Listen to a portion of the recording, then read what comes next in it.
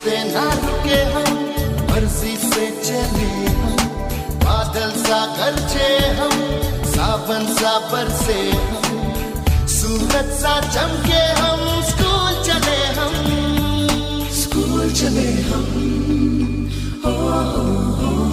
से ना रुके। નમસ્કાર વિદ્યાર્થી મિત્રો, હું પિયુષ દવે શ્રી સનફ્લાવર વિદ્યાલય ખોડિયાદમાં આપનું હાર્દિક સ્વાગત કરું છું. વિદ્યાર્થી મિત્રો, આજે આપણે આ લેક્ચરની અંદર ધોરણ 12ની અંદર જે યુનિટ 2 છે એમાં જે રીડ 1 છે અનફર્ગેટેબલ વોલ્ટ ડિઝની, એના વિશે જ આપણે ચર્ચા કરવાની છે. આપણે આની અગાઉના લેક્ચરમાં આપણે આ જ યુનિટ વિશે ચર્ચા કરેલી. એમાં મેં તમને વોલ્ટ ડિઝની, રોય ડિઝની આ બે વિશે ચર્ચા કરેલી, અંદર સ્ટોરી શું આવતી હતી એ વિશે ચર્ચા કરેલી, અને લાસ્ટમાં આપણે યુનિટની શરૂઆત કરેલી હતી કે જેની અંદર પેજ નંબર 11ની અંદર લાસ્ટ સેન્ટેન્સ એવું હતું, Walt was so much driving force to building Disneyland that people Walt was so much driving force behind all we did from making movies to building Disneyland. અહીં સુધી આપણે ચર્ચા કરેલી. તો એ sentence હજી બીજી વાર તમને સમજાવી દઉં. એ શું કહેવા માગે છે? એ એવું કહેવા માગે છે કે અમારા દ્વારા, એટલે કે મારા દ્વારા અને મારા જે ક્રૂ મેમ્બર્સ છે એમના દ્વારા કોઈ નવી મૂવીઝની શરૂઆત કરી હોય, અથવા અમે કોઈ નવી મૂવીઝની શરૂઆત કરી હોય અને મૂવીઝ કમ્પ્લીટલી પૂરી કરી નાખી હોય, તો મૂવીઝથી માંડીને છેક ડિઝનીલેન્ડ આખું અમે જે સ્ટ્રક્ચર ઊભું કર્યું હતું, મેં તમને પહેલાં કીધું કે ફ્લોરિડાની અંદર મેં ડિઝનીલેન્ડની આખું ફન વર્લ્ડ શરૂઆત કરી છે. તો મૂવીઝથી માંડીને ડિઝનીલેન્ડની પૂર્ણાહુતિ સુધી અમારા દ્વારા જે પણ કાર્ય કર્યું હોય, એટલે ઇન શોર્ટ શું કહેવા માગે છે કે અમે જે પણ મોટા કાર્ય કર્યા હોય એ દરેક મોટા કાર્યો પાછળ મારા ભાઈની જ પ્રેરક બળ હતું. એટલે કે મારા ભાઈએ જ અમને સારી એવી એડવાઇસ પ્રોવાઈડ કરી હતી કે અમારા દ્વારા જે કંઈ કાર્ય કર્યું હોય એની પાછળની ઇન્સ્પિરેશન, પ્રેરણા હંમેશા મારા ભાઈની જ જોવા મળતી હતી. એટલા મને એક્ઝામ્પલ આપે છે કે મૂવીઝથી માંડીને ડિઝનીલેન્ડ, કારણ કે વોલ્ટ ડિઝનીનું અદ્વિતીય જે સર્જન છે એને જે અત્યારે બનાવેલું છે દુનિયામાં મોટામાં મોટું, એ છે ડિઝનીલેન્ડ. વર્ષો પહેલાં ડિઝનીલેન્ડ બનાવ્યું હતું. એને આજની તારીખમાં લગભગ એપ્રોક્સિમેટલી 50, 70, 80 વર્ષ જેવું થઈ ગયું છે. બટ આજ તારીખ સુધી એના જેવું ડિઝનીલેન્ડ, ડિઝની વર્લ્ડ દુનિયામાં બીજું કોઈ ક્યાંય બનાવી શક્યું નથી. ઓકે, તો હવે આપણે અહીંથી સ્ટાર્ટ કરીએ. To building Disneyland that people constantly mention, કે જે ડિઝનીલેન્ડની શરૂઆત કરી હતી, ડિઝનીલેન્ડ બનાવ્યું હતું, ધેટ કે પીપલ કોન્સ્ટન્ટલી મેન્શન, હંમેશા માણસો એની તરફ ધ્યાન કેન્દ્રિત કરે છે. Mention his name as if he were still alive. એ ડિઝનીલેન્ડની શરૂઆત કરતી અમારી પાછળ પ્રેરક બળ એમનું જ જોવા મળતું હતું. અને આજની તારીખમાં પણ અમારા જે ક્રૂ મેમ્બર્સ છે એ એમનું નામ હજી સુધી એવી રીતે યાદ કરે છે, એવી રીતે કોન્સ્ટન્ટલી એમનું ધ્યાન દોરે છે, યાદ કરે છે કે as if he were still alive, કે જાણે હજી સુધી એ જીવિત હોય. અહીંયા જો એઝ ઇફ કરતા અને વેર, એડવર્ડ ક્લોઝ ઓફ સપોઝિશન. આપણે જ્યારે પણ ફંક્શન ચલાવશું ત્યારે આમાં જે બધા જ ફંક્શનોમાંથી એક ફંક્શન છે adverb clause of supposition. Supposition એટલે કે ધારણા. ધારો કે એમાં જસ્ટ ઇમેજિનેશન હોય છે, વાસ્તવિકતા હોતી નથી, ખાલી ધારવાનું હોય છે. તો આપણે આ એક ટોપિક આવે છે, એની અંદર ફક્ત વિદ્યાર્થી મિત્રો આપણે ખાલી એટલું જ યાદ રાખવાનું હોય છે, વાક્યમાં એઝિફ આપેલું હોય, જે આ સેન્ટેન્સમાં છે એઝિફ આપેલું હોય, કરતા હોય અને વેર હોય, બસ આટલા જ શબ્દ યુઝ થયેલા હોય. એટલે સમજવાનું કે એમાં સપોઝિશન ફંક્શન વાપરવામાં આવ્યું છે. સપોઝિશન એટલે ધારણા. કારણ કે આપણે સેક્શન એની અંદર 3 થી 4 માર્કનો ફક્ત એવા સેન્ટેન્સ પૂછાય છે કે આપણે ખાલી ફંક્શન જજ કરવાના હોય છે. તો જો હજી વિદ્યાર્થી મેં રિપીટ કરું, કોઈ પણ સેન્ટેન્સમાં એઝ ઇફ આપેલું હોય, પછી કરતા હોય અને વેર હોય, એટલે સપોઝિશનનું ફંક્શન યુઝ થયેલું જોવા મળે છે. તો અહીં લખે છે as if he were still alive, જાણે કે આજની તારીખમાં એ વ્યક્તિ હયાત હોય એવી એમને અનુભૂતિ થઈ રહી છે. પણ વાસ્તવિક દ્રષ્ટિએ આપણને ખબર છે કે હી ઇઝ નો મોર, એ આજની તારીખમાં અવેલેબલ, એટલે કે હયાત છે નહીં. એવરી ટાઈમ, દરેક સમયે, વી શો અ ન્યૂ પિક્ચર, અમે દરેક સમયે જ્યારે ડિઝનીલેન્ડની મુલાકાત લેતા, જ્યારે અમારો જે સ્ટુડિયો છે એની મુલાકાત લેતા, ત્યારે વી શો અ ન્યૂ પિક્ચર, ત્યારે અમને સ્ટુડિયોમાં દર વખતે નવું ચિત્ર જોવા મળતું હતું. નવું ચિત્ર જોવા મળતું હતું એટલે શું કહેવા માગે છે કે કોઈકને કોઈક જે કંઈ કાર્ય કર્યું હોય એ કાર્યમાં નાનું મોટું ઇમ્પ્રુવમેન્ટ એમના દ્વારા જોવા મળતું જ હતું. એટલે એવું કહેવા માગે છે કે એવા ક્રિયાશીલ માણસ હતા કે કંઈ હર હંમેશ માટે એમના માઇન્ડમાં કંઈક નવું ને નવું પ્રગતિ કરવી, નવું સંશોધન કરવું અને નવું સંશોધન કર્યા પછી કાર્ટૂનમાં ઇમ્પ્રુવમેન્ટ લાવવું કે જેથી માણસોનો ઇન્ટરેસ્ટ એઝ ધ સેમ જળવાઈ રહે. તો એવરી ટાઈમ દરેક સમયે we show a new picture or open a new fixture in at Disneyland, અથવા અમે ડિઝનીલેન્ડની અંદર જ્યારે પણ અમે નવું કોઈ ફીચર જોતા, ભવિષ્યને અનુસંધાને કોઈ કાર્ય કરવાનું હોય અને કાર્યની શરૂઆત પહેલાંની પ્રિપેરેશન જોતા, ત્યારે someone is bound to say, જ્યારે પણ અમે નવું કાર્ય જોતા, નવું ચિત્ર જોતા, તો અમારું જે ક્રૂ મેમ્બર્સ છે એ ક્રૂ મેમ્બરમાંથી કોઈ વ્યક્તિ ચોક્કસ રીતે એવું કહેતું, someone is bound to say, ચોક્કસ અમારા દ્વારા એવું વ્યક્તિ કહેવામાં આવતું, અમારા દ્વારા જે વ્યક્તિઓ છે એમના દ્વારા કોઈ વ્યક્તિ એવું કહેતું, આઈ વન્ડર. હવે અહીંયા વન્ડર ટુ વર્ડ છે, સમજો, WONDR અને WANDR, આ બે શબ્દ જુદો છે. તો અહીંયા જે વન્ડર છે એ સરપ્રાઇઝ, ટુ આશ્ચર્ય થવું, યાદ રાખજો. WONDR એટલે સરપ્રાઇઝ, નવાઈ લાગવી, અને ઓની જગ્યાએ જો એ હોય WANDR વેન્ડર, તો એનો મતલબ થાય છે ફરવું, આમ તેમ, to move here and there. તો WANDR means to move here and there, અહીંયાથી ત્યાં જવું, અને WONDR એટલે surprise, Vav M.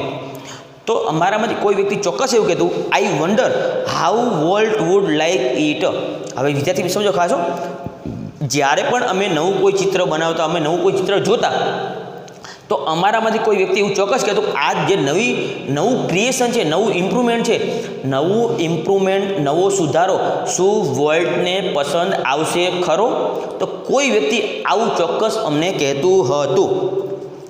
And when this happen, અને જ્યારે પણ એ ઘટના ઘટતી, જ્યારે પણ આ શબ્દ, આ વાક્ય જ્યારે બોલવામાં આવતું, ત્યારે આઈ પર્સનલી રિયલાઇઝ ધેટ, મને પર્સનલી વ્યક્તિગત એ વસ્તુ સમજાણી હતી, એ વ્યક્તિગત હું સમજતો હતો કે it was something he himself had plan. જે પણ નવી ઘટના ઘટેલી હતી, જે પણ નવું સર્જન હતું, એ સર્જન પાછળ પ્લાન મારા ભાઈ વોલ્ટ ડિઝનીનો જ જોવા મળતો હતો, એ મેં પર્સનલી ફીલ કર્યું હતું.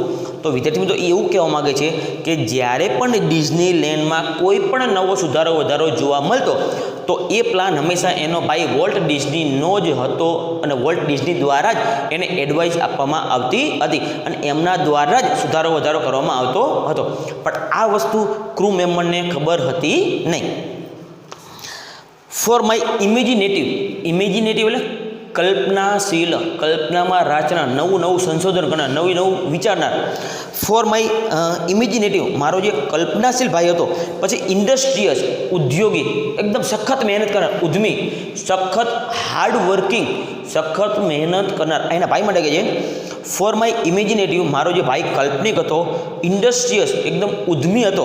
ઇન્ડસ્ટ્રીયસ brother left enough project in progress to keep the rest of us બીજી ફોર મેની યર્સ. આ ચર્ચા મેં તમને જ્યારે ફર્સ્ટ લેક્ચરમાં વોલ્ટ ડિઝનીની જે હિસ્ટ્રી હતી એ મેં તમને કીધી હતી, ત્યારે પણ મેં તમને કીધું હતું કે એનો ભાઈ આ કમિટેડ કરે છે કે મારા ભાઈએ અમારા માટે વર્ષો સુધી ચાલે એવા બધા જ પ્રોજેક્ટ તૈયાર કરીને ગયા હતા. તો એ કહે છે મારો જે એકદમ ક્રિયાશીલ ભાઈ હતો, એકદમ સખત મહેનત કરનારો ભાઈ હતો. લેફ્ટ ઇનફ પ્રોજેક્ટ, જોજો, છોડીને ગયા હતા. લેફ્ટ ઇનફ પ્રોજેક્ટ, ઘણા બધા project in progress to keep the rest of us for many years, એટલે કે આવનારા ઘણા બધા વર્ષો સુધી અમે બિઝી રહીએ, ત્યાં સુધીનો એટલા માટે અમે બિઝી રહીએ અને અમારા માટે બીજું કોઈ વર્ક ન કરવું પડે, એટલે કે અમારે કોઈ નવા પ્રોજેક્ટ વિચારવા ન પડે, એટલા માટે ઘણા બધા એવા નવા પ્રોજેક્ટ મારો ભાઈ અમારા માટે છોડીને ગયો હતો. તો એ શું કહેવા માગે છે કે જ્યારે પણ એનો ભાઈ એક્સપર્ટ થયો, વોલ્ટ ડિઝની જ્યારે એક્સપર્ટ થઈ ગયા હતા, ત્યારે એમને એટલા બધા પ્રોજેક્ટ તૈયાર કરીને મૂકીને ગયા હતા એના ભાઈ માટે, એની કંપની માટે, કે આવનારા ઘણા બધા વર્ષો સુધી રોય ડિઝનીને નવા પ્રોજેક્ટ ઉપર કામ કરવાની બિલકુલ જરૂર હતી નહીં, કારણ કે પેન્ડિંગમાં જ વોલ્ટ ડિઝની એટલા બધા પ્રોજેક્ટ મૂકીને ગયા હતા કે આવનારા વર્ષો સુધી એને કંઈ નવું કરવાની જરૂર રહેતી હતી નહીં. Walt was complex man, complex એટલે જટિલ.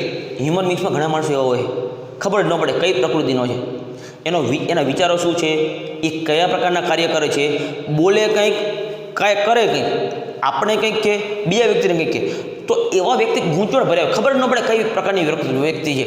અમુક તમને માણસો ક્લિયર ખબર પડી જાય કે સ્પષ્ટ વક્તા હોય તો એ તમને મોઢે કહી દે, એના મનમાં પાપ ના હોય. તો આવી એક્સ્ટ્રા ઓર્ડિનરી ક્વોલિટીઝ હોય માણસો, પણ આ એવી પ્રકારની વ્યક્તિ તો ખબર નથી પડતી, કારણ કે સખત મહેનત કરનાર, એકદમ ઇમેજિનેટિવ, હાર્ડવર્કિંગ મેન, 24 કલાક પોતાના નવા પ્રોજેક્ટમાં જ મશગુલ હોય એવી સમજ હતો. તો Walt was a complex man. Walt એકદમ જટિલ પ્રકાર, એટલે કે એનું મગજ એટલું ક્રિયાશીલ હતું, જટિલ પ્રકારની પ્રકૃતિનો માણસ હતો. To the writer, producer and animator. કોના માટે જટિલ પ્રકારનો હતો? મને તો મારો રોય ડિસ્ની એમ કહે છે કે મને તો ખબર હતી, અમારે જે ક્રૂ મેમ્બર છે એ તો એને ઓળખતા હતા કે ભાઈ he is a good nature, બહુ સારો વ્યક્તિ હતો. પરંતુ એ જટિલ કોના માટે હતો? To the writers, producer and animators. Writers માટે, જે એની કંપનીમાં જે રાઇટર્સ હતા એના માટે, પ્રોડ્યુસર, જે પ્રોડ્યુસર હતા, આપણે ખબર છે ફિલ્મ ઇન્ડસ્ટ્રીમાં પ્રોડ્યુસર હોય, ઇકોનોમિકલ જે સપોર્ટ પૂરો પાડે, પ્રોડ્યુસર એન્ડ એનિમેટર્સ. એનિમેટર, અહીંયા એનિમેશન જરૂરી છે. એનિમેટર, કાર્ટૂનમાં animation is the most important. Animation એટલે ડ્રોઈંગ કરવું, એનિમેટ કરવું, ડ્રોઈંગ કરીને નવા કાર્ટૂન બનાવવા. તો to the writers, producer and animators, આ ત્રણેય માટે મારો ભાઈ ખૂબ જ જટિલ લાગતો હતો. હુ, હજુ અહીંયા WHO કન્જક્શન તરીકે યુઝ થાય ટુ કનેક્ટ ટુ સેન્ટેન્સ. આપણે કહીએ કે હુ ઇઝ યોર ફાધર, તમારા ફાધર કોણ છે, તો હુનો મતલબ થાય છે કોણ, તમારા ફાધર કોણ છે, તો તમે એનો આન્સર આપશો. પણ જ્યારે હુ વાક્યની અનુસંધાન, એટલે કે બે શબ્દ, બે પદ, બે સેન્ટેન્સને જોડવા માટે યુઝ થાય. ઉદાહરણ તરીકે this is the boy who won the first prize. આ એ છોકરો છે કે જે ફર્સ્ટ પ્રાઇઝ જીત્યો હતો. તો અહીંયા હું ક્યાં યુઝ થયું? બે વાક્યને, પદને, શબ્દને જોડવા માટે, ટુ કનેક્ટ. બરાબર? તો જ્યારે હું બે પદને જોડવા માટે યુઝ થાય છે ત્યારે કંજક્શનનો ઉપયોગ થાય છે, કંજક્શન તરીકે યુઝ થાય છે. તો અહીંયા જે હું છે એ કંજક્શન તરીકે યુઝ થયું છે. To the writers, producer and animators who work with him. એટલે કે જે રાઇટર છે, પ્રોડ્યુસર છે, એનિમેટર છે, જે બધા જ વ્યક્તિઓએ એમની સાથે એટલે કોની સાથે? વોલ્ટ ડિઝની સાથે જેને કામ કર્યું હોય એ બધા જ માટે વોલ્ટ ડિઝની ખૂબ જ કોમ્પ્લેક્સ પ્રકૃતિનો માણસ લાગતો હતો. He was a genius.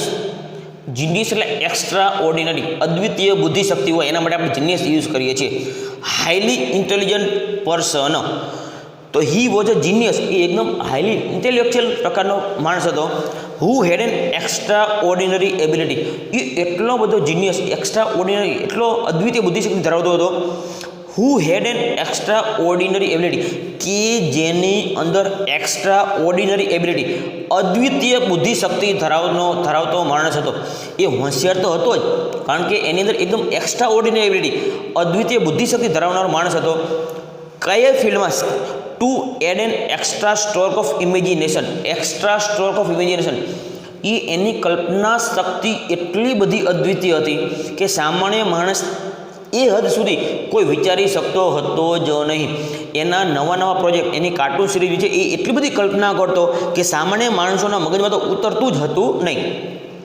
Two add an extra stroke of imagination to any story or idea. હવે સમજો, કોઈ પણ સ્ટોરી બનાવવાની હોય અથવા કોઈ પણ આઈડિયા એને આવ્યો હોય અથવા કોઈ પણ વ્યક્તિએ એને આઈડિયા આપ્યો હોય, તો કોઈ પણ આઈડિયા અથવા કોઈ પણ સ્ટોરી વિશે એ એટલી બધી ઇમેજિનેશન વાપરતો, એટલી બધી કલ્પના શક્તિ વાપરતો, અને એના હિસાબે કલ્પના શક્તિની હેલ્પની મદદથી એ સારામાં સારી સ્ટોરી બનાવવામાં એ સક્ષમ હતા. એટલા માટે એ કહે છે who had an extraordinary ability. એમનામાં અદ્વિતીય બુદ્ધિશક્તિ હતી અને એક્સ્ટ્રા સ્ટ્રોક ઓફ ઇમેજિનેશન, એટલી કલ્પના શક્તિનો પાવર એમનામાં હતો કે કલ્પના શક્તિની મદદથી કોઈ પણ સ્ટોરી અને કોઈ પણ આઈડિયા આવ્યો હોય તો એમાંથી સરસ મજાનું અને સક્સેસ કાર્ટૂન સિરીઝ બનાવવામાં એ સક્ષમ હતા. To the millions of people who watch his TV show. All the વર્લ્ડના હજારો, લાખો, કરોડો માણસોએ who watch his TV show, કે જેને પોતાના ઘરે બેઠા ડિઝની વર્લ્ડની જે કાર્ટૂન સિરીઝ જોતા હતા.